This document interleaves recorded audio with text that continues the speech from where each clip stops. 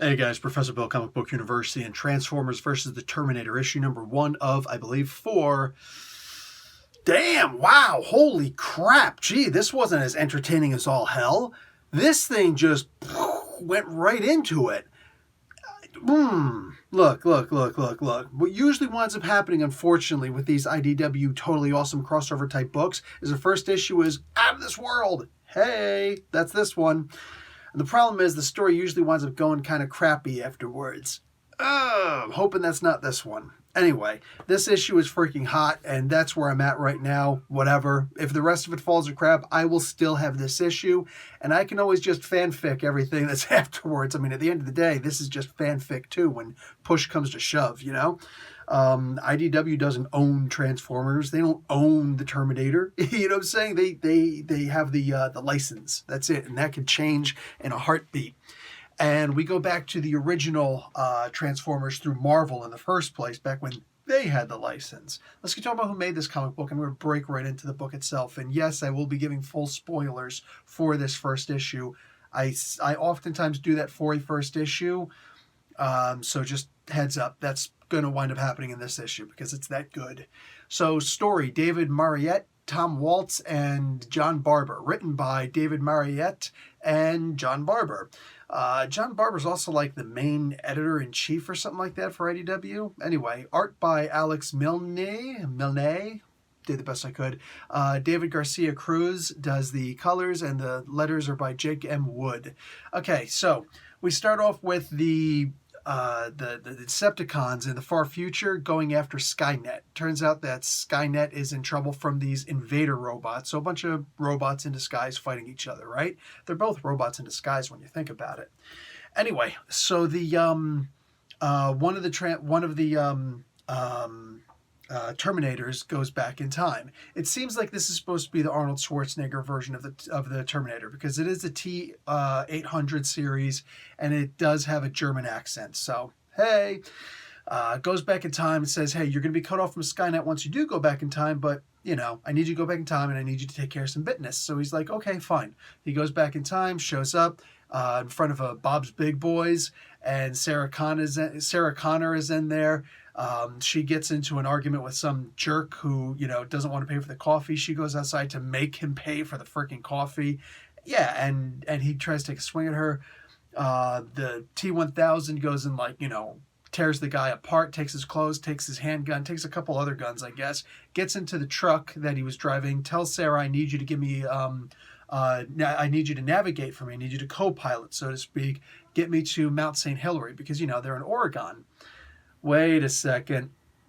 So they went back in time to 1984 or so to go to the Ark, which had crashed into, what do you call it, Mount St. Hilary, a fictitious volcano. And it's like, oh, it's getting ready to erupt. It hasn't erupted for like 100 years or whatever, you know?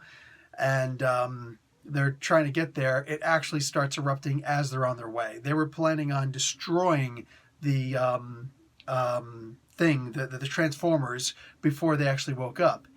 Now that they have woke up, secondary mission, destroy the Transformers now. Now that they're awake. Okay, it is what it is. Hey, you remember that the Decepticons actually woke up before the Autobots did, right? That was in the original Marvel Transformers. That being said, he shows up and yeah, Megatron, everybody's there. They're getting ready to blast Optimus.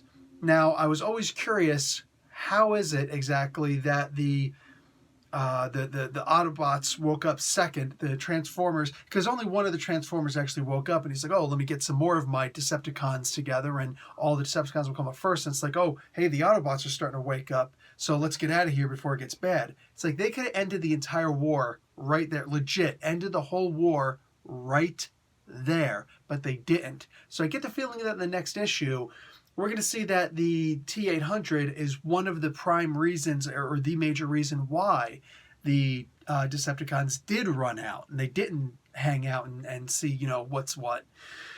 Because a whole bunch of things happen in this issue where it's like, oh, wait, I get it. You see, there's a part where the T-800 says to Sarah Connor, you've completed your usefulness. You don't have any place in the future. You know what I'm saying? He doesn't shoot her, but it's like, you know, you don't mean anything to the future. Mind you, he wasn't given that primary topic. Imagine if he would have killed two birds in one stone, put a single bullet in her, or just snapped her neck, whatever. Wow. But the T-800, this T-800 was sent back for a different reason, a different time period, a different timeline, you know what I'm saying, where the Transformers are actually a thing. Also, it's cool that you don't really get to see the truck until there's this really cool stunt while it's in the middle of like jumping over a medium and into another off-ramp, whatever, as it's trying to go towards Mount St. Hilary. And then you realize what this car is. This is the truck, that Peterbilt truck that winds up becoming the future shape for Optimus Prime, the very soon-to-be shape for Optimus Prime. And once he starts getting closer, the one probe that the Ark sends out actually goes and, boom, scans it. And it's like, oh, shoot, he got you. You're the one. He was bringing the freaking train. Unbeknownst to him, he was bringing that model there so that it could eventually become Optimus Prime. All sorts of little digs, little Easter eggs, little tiny notches like that where you're just like, oh, shoot, okay, I get it. Nice. I wonder if I go back and read this again. It's hard reading digital, man. It is hard reading some digital. You know what I'm saying? But holy crap, man. You go back and you start, rereading this, and I wonder, what things did I miss? So I'm probably going to check it out. If the next issue, look, if these end as good as they seem to be ending, I'm probably going to wind up getting the trade. Because it's hard to show somebody the digital, without giving somebody my Comixology account.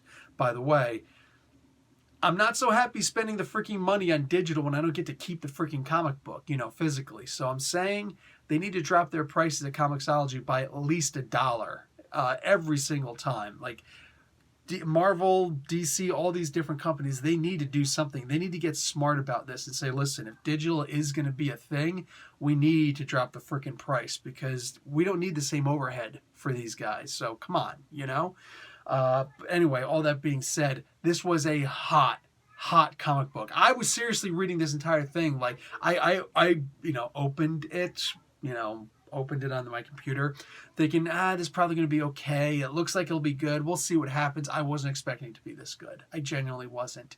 And I already have a good idea what's going to happen in the next issue. I'm seriously just hoping this is going to be solid. You know what I'm saying? Because it feels like it with this first issue. Again, the first issues of these crossovers for IDW are always good. This was great. You know what I'm saying? So even if the rest of the story is just pretty damn good, I'll still be happy. That's still buy the trade paperback, worthy for me. All that being said, guys, freaking fantastic first issue. Definitely consider checking it out. Comixology it.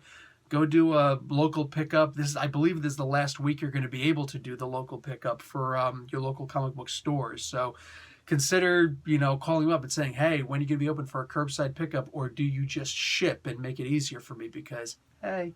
Anyway, guys, that's going to be it for me. Professor Bill, Comic Book University. Hey, give a like. Class dismissed.